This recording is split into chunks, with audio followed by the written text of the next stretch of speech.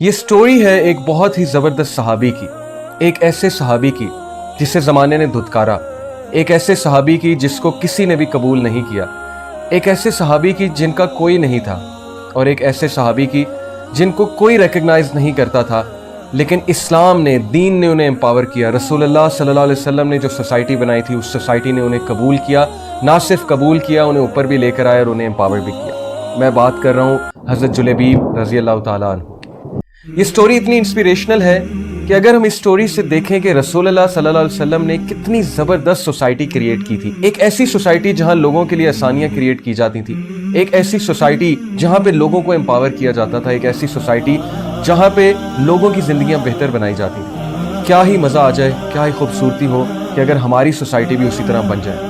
یہ سٹوری سنانے کا مقصد، میں بات کر رہا ہوں اس وقت تمام نوجوانوں سے، تمام یوتھ سے۔ میری آپ سب سے ریکویسٹ ہے کہ اس سٹوری کو بہت غور سے سنیے گا، اور اس سٹوری کو سننے کے بعد تہیہ کر لیجئے گا کہ ہم نے بھی انشاءاللہ مل کر ایک ایسی ہی سوسائٹی کو جنم دینا ہے۔ ہم نے بھی مل کر ایسی سوسائٹی بنانی ہے جہاں پہ ویک کو امپاور کیا جائے، جہاں پہ جو شخص مشکل میں ہے اس کی مدد کی جائے، اور جہاں پہ یہ انجسٹ کسٹمز اور ٹریڈیشن جو ہمارے ہیں یہ ہمیں آگے بڑھنے سے نہ روکیں، اور جہاں پر لوگ امپاور ہوں۔ سٹوری کچھ اس طرح سے ہے کہ جلیبیب رضی اللہ تعالیٰ عنہ ایک گمنام شخص تھا، کوئی بھی انہیں مدینے میں نہیں جانتا، مدینے کی گلیوں میں دھکے کھاتے پھرتے تھے، کوئی بھی انہیں اپنے قریب نہیں آنے دیتا تھا کیونکہ وہ انتہائی بدصورت، اور بچے انہیں پتھر مارا کرتے تھے، بچے انہیں بھگا دیا کرتے تھے، کوئی بھی انہیں ایکسیپٹ کرنے کے لیے تیار نہیں تھا، کسی کو نہیں پتا تھا ان کا حسب و نسب کیا ہے۔ آپ جانتے ہیں کہ جلیبیب رضی اللہ عنہ بہت ڈپریس رہا کرتے تھے، اور انہیں اپنا کوئی مقصد سوسائٹی میں نظر نہیں آتا، انہیں نہیں پتا تھا کہ وہ کیوں پیدا ہوئے ہیں اور وہ یہاں پر کیا کر رہے ہیں۔ اللہ کا کرنا ایسا ہوا کہ رسول اللہ صلی اللہ علیہ وسلم مدینہ میں تشریف لائے اس وقت۔ جلیبیب رضی اللہ عنہ نے جب رسول اللہ صلی اللہ علیہ وسلم کو دیکھا تو he fell in love with the Prophet صلی اللہ علیہ وسلم۔ He started to sit in the محفل of رسول اللہ صلی اللہ علیہ وسلم۔ وہ رسول اللہ صلی اللہ علیہ وسلم کی باتیں سننے لگے، جیسے جیسے وہ رسول اللہ کی باتیں سننے لگے وہ باتیں ان کے دل کو چھوتی رہی۔ ایک دن ایسا آیا کہ رسول اللہ صلی اللہ علیہ وسلم نے بھرے مجمع میں پوچھ لیا کہ جلیبیب کہاں، کیونکہ رسول اللہ صلی اللہ علیہ وسلم کی نظر ہر ایک پہ ہوتی تھی۔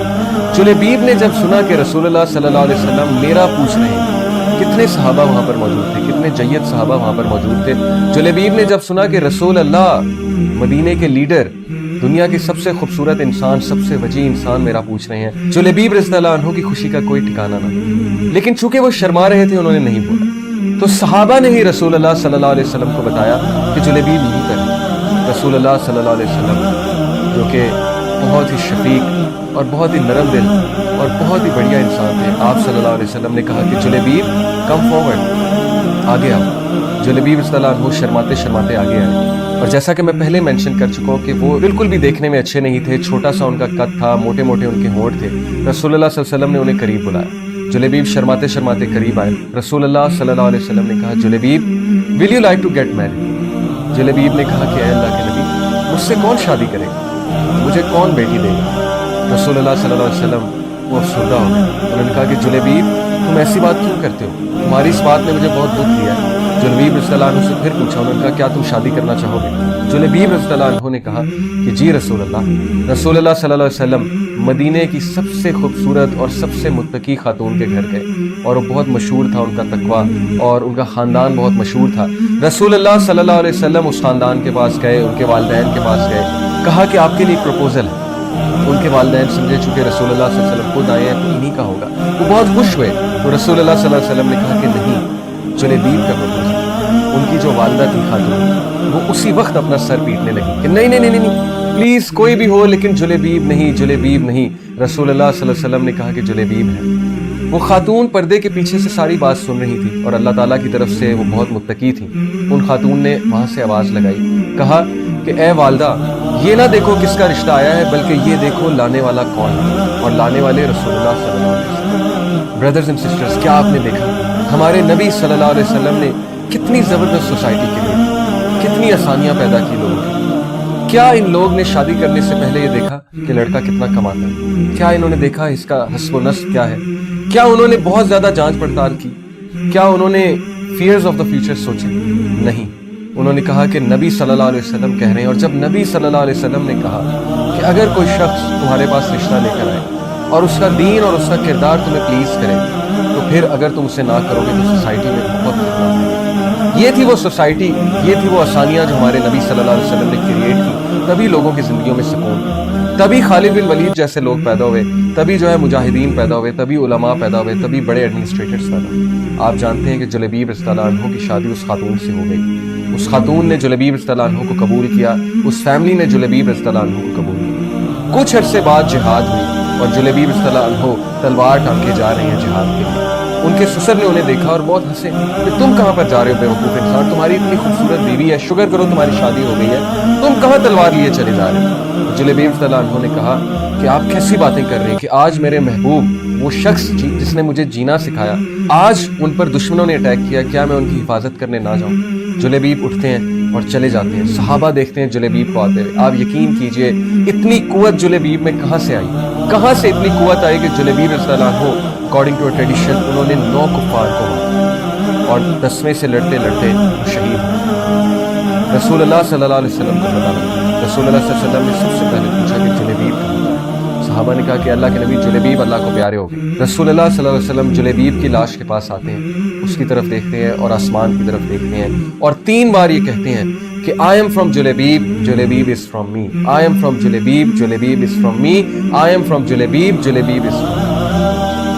My dear brothers and sisters, रसूलुल्लाह सल्लल्लाहु अलैहि वसल्लम हम सबको क्या मैसेज देना चाहते थे? रसूलुल्लाह सल्लल्लाहु अलैहि वसल्लम हम सबको ये मैसेज देना चाहते थे कि जिसका कोई नहीं उसका अल्लाह है, उसका मैं हूँ। जिसको सोसाइटी धुतकारेगी उसको मैं एक्सेप्ट करूँगा, जिसको सोसाइटी रिजेक्ट करेगी उसको मैं इज्जत दिलवाऊंगा, जिसकी ज़िंदगी में मुश्किल है उसकी ज़िंदगी में मैं आसानी क्रिएट करूँगा। ये है सीरत हमारे नबी सल्लल्लाहु अलैहि वसल्लम की। आज कितने ही लोग सफ़र कर रहे हैं, कितने नौजवान हैं जो कि आगे बढ़ना चाहते हैं, कितने ही नौजवान हैं जो रातों को रोते हैं, छुप छुप कर रोते हैं, अल्लाह सुब्हानहू व तआला से इल्तिजा करते हैं, कहते हैं कि अल्लाह अपना कोई करम कीजिए, हम पे कोई ख़ास करम फरमाइए। लेकिन ये सोसाइटी के उसूल, ये सोसाइटी के कस्टम, ये उन्हें आगे नहीं बढ़ने देते। ये क्राइटेरियाज जो हमने बनाए हुए हैं कि लड़के की तनख्वाह कितनी है, लड़का जॉब कैसे करता है। सोचिए, क्या आप एक ऐसी सोसाइटी चाहते हैं जहाँ पे लोग सफ़र करें, नौजवान सफ़र करें, या आप एक ऐसी सोसाइटी चाहते हैं जहाँ पे लोगों के लिए आसानियाँ क्रिएट की जाए? तो नौजवानों,